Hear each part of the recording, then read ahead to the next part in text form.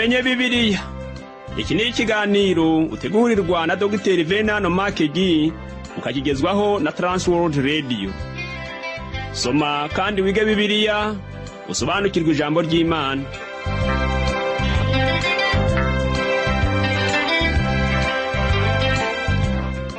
Uraho neza nshuti muvandimwe uteze amatwi ikiganiro tumenye Bibiliya.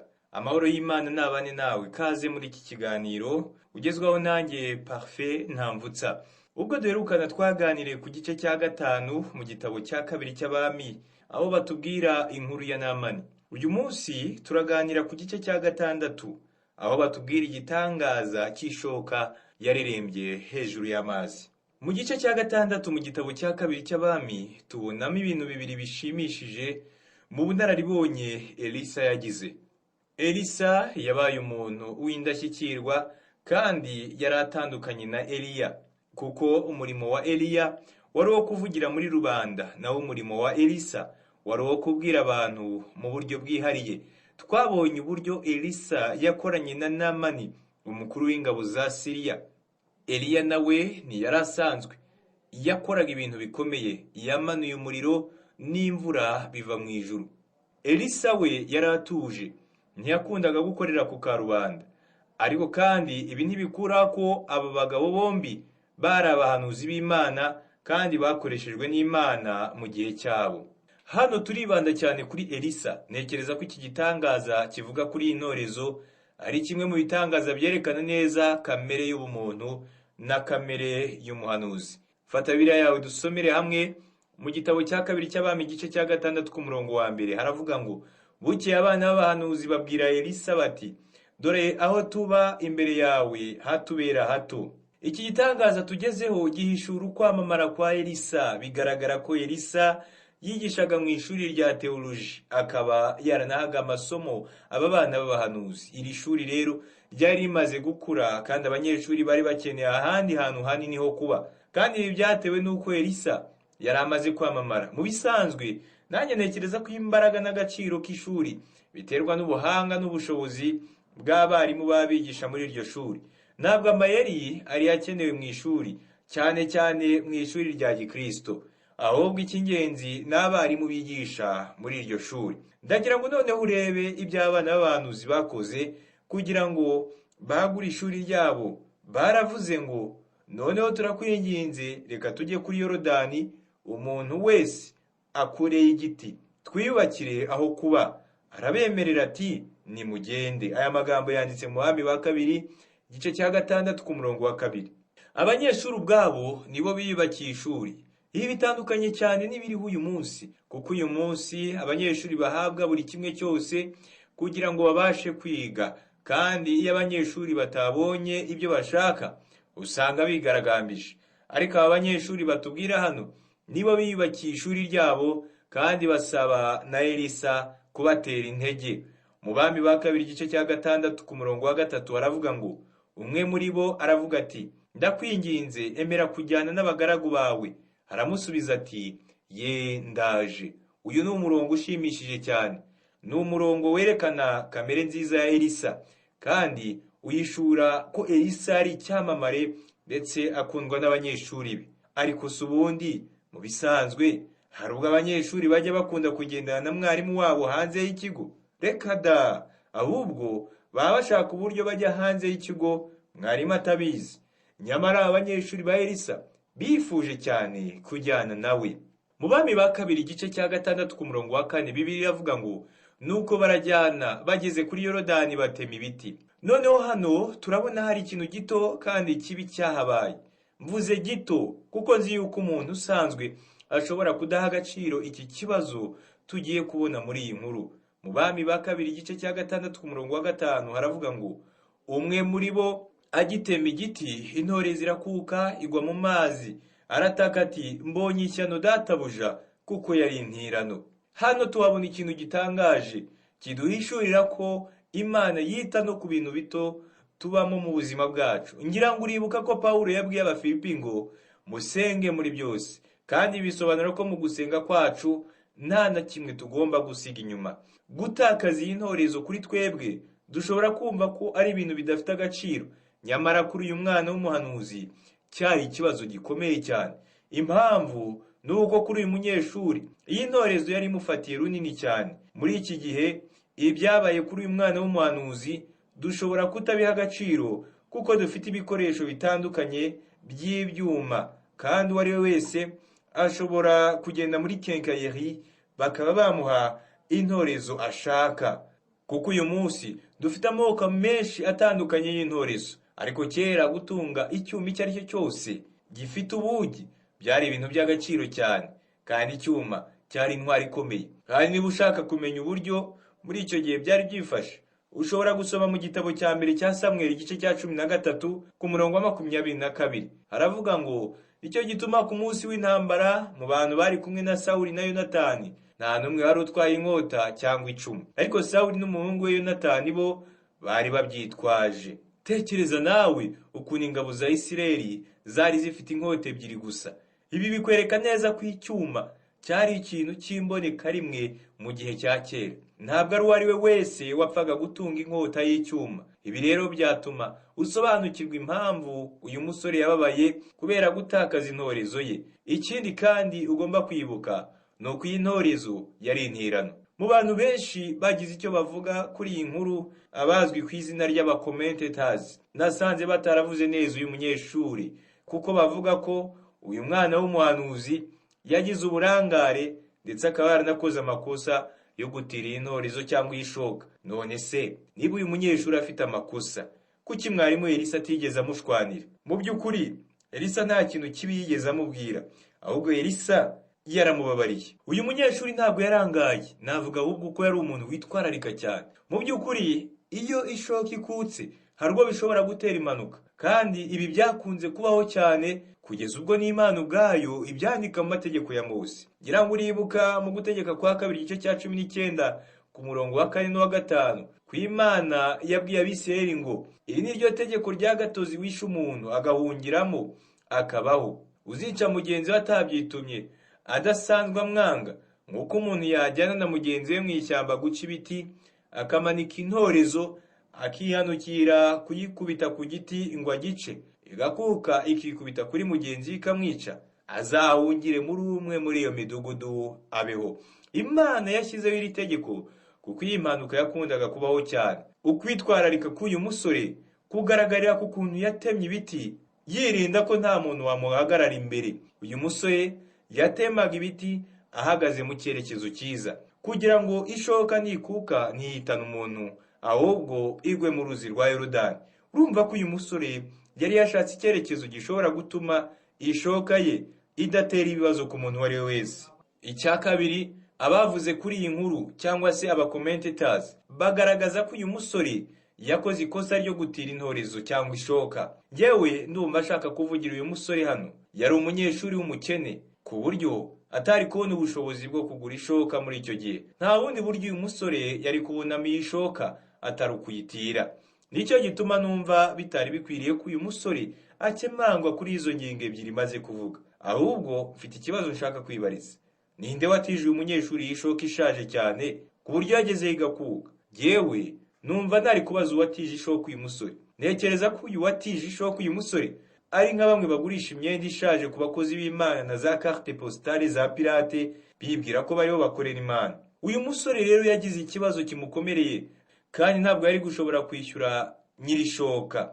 Mu by'ukuri ntiyari azi icyaza kubwira nyirishoka. Noneho ndagira ngo urebe icyo Elisa yakoze. Mu murongo twasomye haravuga ngo uwo muntu w'Imana aramubaza ati iguye he? Reka tube duhagarikiye hano, kuko hariho benshi bavuze ngo kuki Elisa yabajije iki kibazo kandi yari umuhanuzi, ngo yagombaga kumenya aho ishoka yaguye. Ni ukuri rwose Elisa yari azi aho iyo shoka yaguye, kandi yari azi n'ibindi byinshi biruta ibyo. Yari azi neza ko agomba kugerageza uwo musore. Ku bwa Mwuka Wera Elisa yagombaga kugerageza uyu musore. Ndagira ngo kandi umenye ko n'uyu musore yari azi neza ko ishoka ye yaguye mu mazi. Nshuti yanjye, ntabwo rwose wavuga ko uyu musore atitwararikaga. Elisa rero ntiyamwihoreye kubwo kumugerageza gusa, ahubwo yanamwihoreye kubw'iyindi mpamvu. Umwuka w'Imana yari abizi neza ko mu kinyejana cya 21 hazabaho impaka nyinshi zerekeranye n'iki gitangaza cyari kibaye. kuko iki ari kimwe mu bitangaza byagiweho impaka cyane. Bamwe bashobora kuvuga ngo amazi yasaga neza ku buryo uwo ari we wese yari gushobora kubona aho ishoka yaguye. Nyamara ikibazo Elisa yabajije gituma nta wavuga ko amazi yasaga neza. Kandi niba uzi uruzi rwa Yorodani, ndahamya ko ubizi neza yuko rwuzuyemo ibyondo. Numvise byinshi bishimishije kandi bitangaje byavuzwe kuri uru ruzi, ariko iyo urugezeho ucika intege cyane. Niba hari amazi mabi y'ibyondo kandi ahumanye, ni amazi yo mu ruzi rwa Yorodani. Bitewe rero nuko ayo mazi yari ibyondo gusa, Elisa yaravuze ngo iguye he? Uyu musore rero yari azi icyerekezo ishoka yaguyemo, ariko ntabwo yari kubasha kuyifata kuko atayibonaga. Inshuti yanjye, amazi ntabwo yasaga neza. Ndagira ngo noneho urebe icyabayeho. Mu Bami ba Kabiri igice cya 6 ku murongo wa 6 haravuga ngo uwo muntu w'Imana aramubaza ati iguye he? Arahamwereka, ahera akatema igiti agitera mu mazi, intore zirareremba. Iki cyabaye igitangaza kandi ntekereza ko utabihakana. Iki ni igitangaza, nubwo nzi neza ko kitagushitura nka cya gitangaza cy'amagare y'umuriro yatwaye Eliya mu ijuru. Ariko ndakubwiza ukuri ko iki gitangaza Elisa yakoze cyari gihambaye mu buryo bucishije bugufi. Ni igitangaza cyerekana uburyo icyuma cyabashije kureremba hejuru y'amazi. Ibi bitandukanye cyane n'amahame ya fiziki cyangwa se ubugenge. Kuvaho ubwato bw'icyuma butangiye kugendera hejuru y'amazi, uyu munsi amato menshi akozwe mu byuma atembera mu nyanja 7 zo ku isi. Kandi iki ntabwo ari igitangaza. Ariko nshuti yanjye, ndakubwiza ukuri yuko ari igitangaza kidasanzwe kubona ishoka yari yamanutse hasi mu ruzi rwa Yorodani yongera kureremba hejuru y'amazi. Ndabizi neza ko ibi byabaye bitatangaza abantu cyane, kuko ari igitangaza gisa nkaho cyoroheje kandi umuntu yafata nkaho gisanzwe. Ubu nibwo buryo rero Elisa yakoragamo, kandi ntekereza ko Eliya atari gukora iki gitangaza muri ubu buryo. Ni ukuri rwose, Eliya ibi ntibyari kumushishikaza, ahubwo yari kubwira uyu musore ngo musore, ibagirwa iyo shoka yawe. Ariko kuri Elisa siko byagenze. Ishoka yari hasi cyane mu byondo byo mu ruzi rwa Yorodani, irazamuka. Mu yandi magambo, iyi shoka yarazutse. Iyi shoka yongeye gusubira kuri nyirayo, irongera igira umumaro, ikomeza gufasha mu kazi k'uyu musore. Ni ukuri iki cyabaye igitangaza gikomeye cyane, kandi gihisha isomo rikomeye mu buryo bw'umwuka rishobora kugira umumaro kuri twebwe ab'iki gihe. Uyu munsi umuntu agereranywa n'ishoka kuko yaraguye amera nk'ureremba hejuru y'amazi. Nuko rero Elisa yatemye igiti akijugunya mu mazi y'urupfu. Icyo giti gishushanya umusaraba wa Kristo. Umwami wacu yavuye kuri uwo musaraba maze ajya mu mazi y'urupfu ku bwanjye nawe. Mu rwandiko rwa mbere rwa Petero igice cya 2 ku murongo wa 24 aravuga ngo ubwe yikoreye ibyaha byacu mu mubiri we, abibambanwa ku giti kugira ngo dupfe ku byaha, duhere ko tubeho ko gukiranuka. Imibyimba ye niyo yabakijije. Uyu munsi umwana w'umuntu ashobora kuva mu mazi y'urupfu no mu rubanza ku bwa Kristo. Umwana w'umuntu ashobora kwinjira mu mugambi n'intego by'Imana. Uyu munsi umwana w'umuntu ashobora gusingira gahunda y'Imana ku buzima bwe. Pawulo yahamije ibi ngibi agira ati, nshobozwa byose na Kristo umpa imbaraga. Aya magambo yanditse mu Bafilipi igice cya 4 ku murongo wa 13. Akomeza agira ati, ariko kimwe cyo nibagirwa ibiri inyuma ngasingira ibiri imbere, ndamaranira kugera aho dutanguranwa ngo mpabwe ingororano zo guhamagara kw'Imana muri Kristo Yesu kwavuye mu ijuru. Aya magambo yanditse mu Bafilipi igice cya 3 ku murongo wa 13 n'uwa 14. Ntabwo bikenewe ko umuntu aba adafite intego mu buzima bwe. Kubaho udafite intego nibyo biri gutuma abantu ibihumbi biyahura uyu munsi. Hariho inkuru iheruka gutangaza abantu cyane, aho abanyeshuri batari bake biyahuye mu ishuri rimwe ryo muri Amerika. Impamvu y'uko kwiyahura yavugaga ngo abanyeshuri bari bahaza ubuzima bwabo. Inshuti yanjye, ni ukuri rwose ko ubuzima bwakubihira mu gihe waba uri nk'iyi shoka ishaje yaguye hasi mu byondo byo mu ruzi rwa Yorodani. Ubuzima bwawe buzagira icyerekezo igihe uzabwegurira Kristo akabambanwa nawe ku musaraba. Yapfuye ku bwawe nanjye, maze atwinjiza mu migambi ye n'intego ye kugira ngo ubuzima bwacu bugire igisobanuro. Umusore umwe utarakwiza imyaka 21 yabwiye umukozi w'Imana ngo ubuzima bwanjye bwarangiritse. Umukozi w'Imana aramubwira ngo ubaye utaratangira kwinjira mu buzima neza, none uri kuvuga ngo ubuzima bwawe bwarangiritse? Mbega ukuntu uyu munsi dukeneye Imana. Nshuti yanjye, igitangaza gikomeye ntabwo ari ukujya ku kwezi, nta nubwo ari ukujya mu ijuru ujyanywe n'amagare yaka umuriro, ahubwo ni ukujya mu ijuru kubwo kwisobanukirwa kuri umunyabyaha ukizera Kristo. Icyo nicyo gitangaza gikomeye cyane muri iyi si ya none, kandi nicyo cyonyine gishobora gutuma ubuzima bwacu bugira ubusobanuro. Iki gitangaza kandi nicyo gishobora gutuma tubaho mu buzima bunejeje Imana. Mu Bami ba kabiri igice cya 6 ku murongo wa 7 yaravuga ngo aramubwira ati yisingire, arambura ukuboko arayisingira. Nshuti yanjye, icyo usabwa uyu munsi ni ukurambura ukuboko kwawe kubwo kwizera, maze ugasingira agakiza, kuko Kristo yapfuye ku bwawe kandi arazuka kugira ngo akuzamure. Icyo usabwa ni ukurambura ukuboko kwawe ugasingira agakiza kubwo kwizera Kristo. Inkuru ikurikiyeho yaramamaye cyane, twayigereranya n'inkuru ishaje ku kinyamakuru cyasohotse nko mu gitondo. Iyo nkuru itangira ivuga ngo muri iyo minsi umwami w'Isiriya yarwanaga n'Abisirayeli. Abisirayeli n'Abasiriya bamaze igihe kinini barwana. Iyi ntambara yari imaze gusaza muri icyo gihe, kuko ibi bihugu byombi byarwanye igihe kirekire.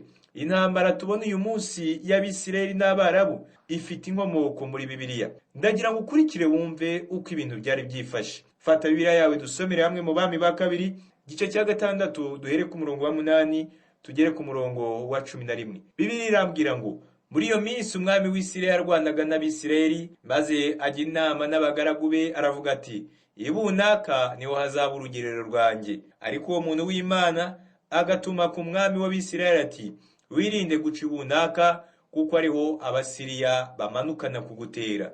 Umwami w'Abisirayeli nawe agatuma umuntu aho ngaho umuntu w'Imana yabaga avuze amuburira, nuko akajya akira muri ubwo buryo si rimwe si kabiri.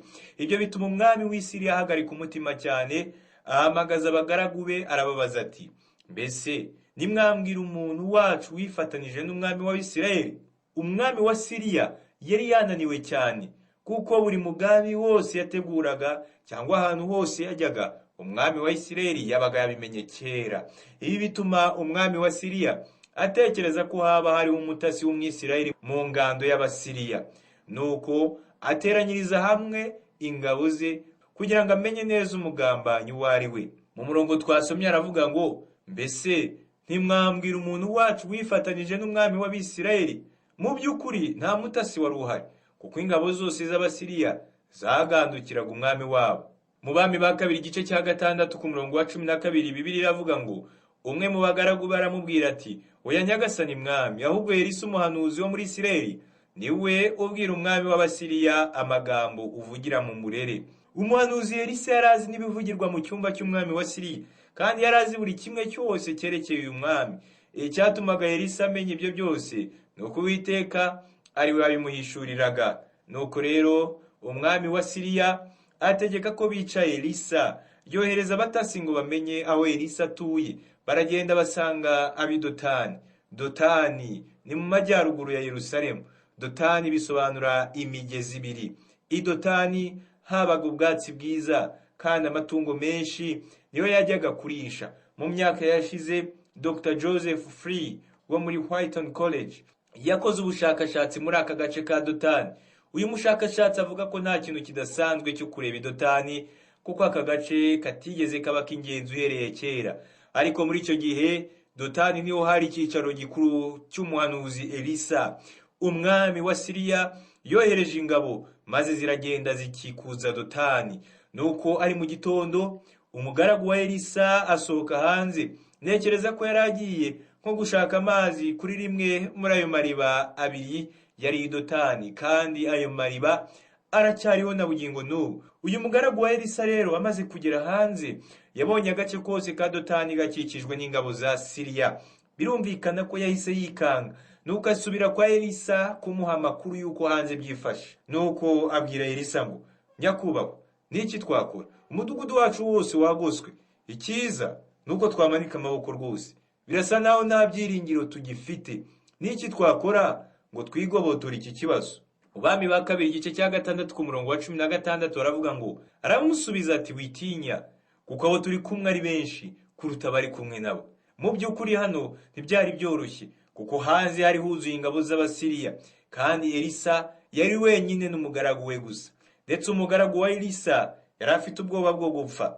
Nuko Elisa arasenga, kandi isengesho rye riratangaje. Mu bami ba kabiri igice cya 6 ku murongo wa 17 Bibiliya iravuga ngo, nuko Elisa arasenga ati Uwiteka ndakwinginze muhumura amaso arebe. Nuko Uwiteka ahumura amaso y'uwo musore arareba, abona umusozi wuzuye amafarashi n'amagare by'umuriro bigose Elisa. Hano umuntu ashobora kwibaza ikibazo, mbese ubu nibwo bwari uburyo bw'Imana bwo gukorana n'uyu mugaragu? Nshuti yanjye, uzasanga muri iki gihe abakristo benshi bakubwira ingero zitandukanye zitangaje z'uburyo Imana yabakijije kandi ikabayobora. Abandi nabo uzabona bubika imitwe bafite isoni, bavuga ngo nta bunararibonye mfite ku byerekeranye no kuyoborwa n'Imana kuko bitarambaho. Birashoboka ko najya mbasha kuganira nayo, kandi n'Imana ubwayo birashoboka ko itavugana nanjye. Nshuti yanjye, reka dusubire i Dotani. Ntekereza ko ariho hari igisubizo. Dotani iboneka muri Bibiliya inshuro 2 gusa, kandi ntekereza ko ibi bifite ubusobanuro bwihariye. Hariho umuntu wageze i Dotani. Uyu yari umusore w'imyaka 17, kandi yahuriye n'ibibazo bikomeye aho i Dotani. Uyu musore yagiye adafite gifasha, agenda ameze nk'inyamaswa yikanga umushibuka. Iyo mpura n'uyu musore nari kumugira inama, nkamubwira nti ntugende i Dotani. Ariko umukristo udatekereza neza we yari kuvuga ngo muvugabutumwa wihangayika, uyu musore nta kibazo azahura nacyo, ntabwo azagirirwa nabi i Dotani, kandi ndakwizeza ko mu cyumweru gitaha azaba ari iwabo, kuko Imana izamukiza. Uyu mukristo udatekereza neza akaba yakomeza avuga ngo usibye n'ibyo kandi i Dotani hari amagare y'umuriro azamukiza. Ariko se koko nibyo? Uyu musore yabaye amahoro ageze i Dotani? Bene se ba Yosefu baramuhemukiye, bashatse kumwica, ariko nyuma barigarura, uw'ubwenge kubarusha abasaba ko bamugurisha akaba umuretwa. Nshuti yanjye, ndakubwiza ukuri ko kuba umuretwa icyo gihe byari bibi cyane kurusha gupfa. Kuba umuretwa byari bimeze nko kuba ikuzimu. Ibyo rero nibyo byabaye kuri uwo muhungu w'imyaka 17, kandi yari umuntu w'Imana. None se ya magare y'umuriro yari arihe? Nshuti yanjye, kutabona ayo magare y'umuriro ntibisobanura ko adahari. Ni ukuri rwose arahari. Mbona ko ukuboko kw'Imana kwakoze cyane mu buzima bwa Yosefu kurusha uko kwakoze mu buzima bwa Elisa.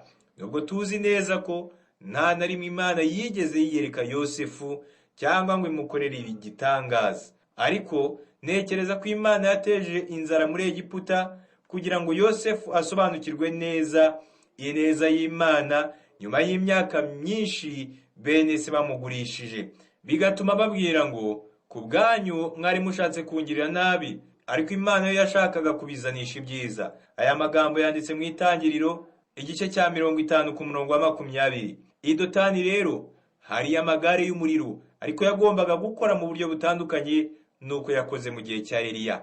Mu bami ba kabiri igice cya 6 ku murongo wa 18 haravuga ngo, za ngabo zigezeyo, Elisa yinginga Uwiteka ati ndakwinginze huma amaso y'izi ngabo. Uwiteka yera ko azihuma amaso nk'uko Elisa yasabye. Elisa yakoze ikintu kidasanzwe, yasabye Imana guhuma amaso y'ingabo z'Abasiriya, kandi Imana irabikora. Nuko Elisa ayobora izo ngabo z'Abasiriya mu nzira ijya i Samariya, abajyana babwira ko aberekeje aho Elisa ari. Nuko abageza ku mwami w'i Samariya. Umwami wa Samariya yashatse kwica izo ngabo za Siriya, ariko Elisa aramubwira ngo ntugire icyo watwara, bagaburire maze ubohereze. Mu bami ba kabiri igice cya 6 ku murongo wa 23 baravuga ngo, nuko abatekeshereza ibyo kurya, bamaze kurya no kunywa arabasezerera, basubira kwa shebuja. Uhereye icyo gihe imitwe y'ingabo z'Abasiriya ntiyongera gutera igihugu cy'Abisirayeli. Imbaraga n'ubuntu by'Imana ya Isirayeli byagaragaraga muri Elisa. Ibyo rero nibyo byateye ubwoba umwami wa Siriya, bituma areka kurwana na Isirayeli. ariko nyuma yaho Benihadadi, iri ryari izina ry'ubwami bwa Siriya, yongeye kugota Samariya nk'uko tugiye kubibona mu nkuru ikurikiraho. Wongera ufate Bibiliya yawe dusomere hamwe mu Bami ba kabiri igice cya 6 ku murongo wa 24 na 25. Haravuga ngo, hanyuma y'ibyo Benihadadi umwami wa Siriya ateranya ingabo ze zose, arazamuka atera i Samariya arahagota, maze Samariya hatera inzara mbi cyane. Barahagota ndetse kugeza aho baguriye igihanga cy'indogobe ibice by'ifeza 80 n'igice cya 4 cy'agakondwe kamwe k'amahurunguru y'inuma ibice by'ifeza 5. Inzara yateye Samariya yari mbi cyane ku buryo umutwe w'agakondwe wagurwaga ibiguzi bihenze cyane. Uyu mutwe w'agakondwe wari muto cyane ku buryo nta nyama ihagije yari kuvaho. Ntekereza kandi ko bashyushyaga izo nyama bakaziteka no mu isosi. Ibi byerekana ko ibiciro ku masoko byari byazamutse i Samariya. Imirongo mike ikurikira ivuga uburyo Abisirayeli bageze igihe bakarya abana babo kuko bari babuze ibyo kurya. Mu Bami ba kabiri igice cya 6 ku murongo wa 31 haravuga ngo, nuko aravuga ati, Elisa mwene Shafati narenze uyu munsi agifite umutwe we, Imana ibimpore ndetse bikabije. Ntabwo tuzi impamvu umwami yatekerezaga ko Elisa ari we nyirabayazana w'ibibazo byari biri kubera i Samariya. Mu by'ukuri uyu mwami yatekerezaga ko ari imbaraga za Elisa zituma babona ibyo kurya. Nicyo cyatumye agambirira kwica Elisa, kuko yatekerezaga ko Elisa ari we wateje inzara. Iyi nkuru ikomereza mu gice gikurikira, kandi iyi ni yindi nkuru yerekana ibibazo byaranze ubuzima bwa Elisa. Inshuti yanjye, reka ngukangurire kandi ngutere intege zo kumvira Imana, kuko muri uko kumvira Imana kwawe niba Imana izaheraho iguha umugisha. Abisirayeli bateye Imana umugongo inshuro nyinshi, bigatuma Imana ibateza amahanga kubwo kutumvira. Nawe niwumvira Imana, Imana izakurinda, ikurinde ibibazo n'intambara izo arizo zose ushobora guhura nazo mu gihe cyambaye umubiri, kandi izakubera ingabo igukingira. Reka dusenge. Uwiteka Mana, tukiri muri uru rugendo duhura na byinshi biturushya kandi bishobora kutuvana mu buntu bwawe. Ndakwinginze ngo udushoboze we kwemera ko tunanirwa, ahubwo duhe kuzasoza urugendo rwacu amahoro. Mu izina rya Yesu Kristo umwami wacu, amen. Nshuti yanjye, byari byiza kubana nawe uyu munsi. Mu kiganiro cy'ubutaha nzakubwira uko Elisa yahanuye ko inzara yari yateye muri Samariya igiye kurangira. Ngaha amahoro n'umugisha biva ku Mana Data n'umwana wayo Yesu Kristo n'umwuka wera bibane nawe.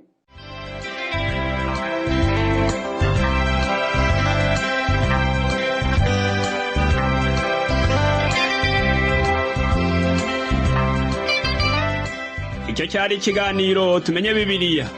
Niba wifuza kugira icyo ubaza, kudutera inkunga cyangwa ushaka kuduha ubuhamya, ushobora guhamagara cyangwa kohereza ubutumwa bugufi kuri telefoni igendanwa. Inomero ni 07 81 27 90 18. Ushobora kandi kutwandikira kuri page yacu ya Facebook yitwa Tumenye Bibiliya, cyangwa kuri email yitwa umucyo@yahoo.fr. Imana iguhe umugisha.